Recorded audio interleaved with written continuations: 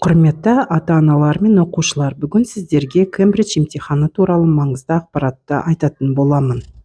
Starters және Movers емтихандарын тапсыратын оқушыларға емтихан парақтары беріледі.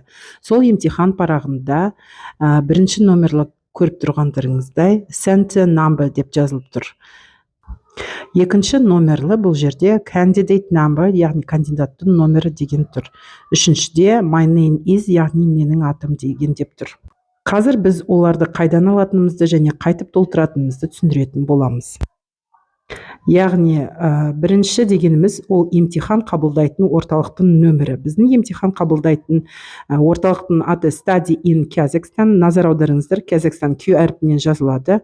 Оның нөмірі үлкен әріптермен KZ 012. Екінші ол баланың реттік нөмірі. Сіздердің растау, яғни шақыру билетінде бұл хабарламаның барлығын көре аласыздар. Үшінші ол берілген аты, яғни тіркелген аты. Тура осы атпен сіздер тіркелгенсіздер, соны жазасыз. Емтиханның өзіне не алып келу керек? Біріншіден бұл қарындаш. Қарындаштың қаттылығы B немесе HB. Өшіргіш пен ұштағыш, түрлі түсті қарындаштар: қара, көк, қоңыр, жасыл, сұр, қызғылт, сары, қызғылт, күлгін, қызыл, сары. Және оған қоса баланың туу туралы куәлігін ұмытпаңыздар. Оригиналын алып келесіздер. Назар аударыңыздар, туу куәлігі болмаған жағдайда баланы экзаменге кіргізбейді.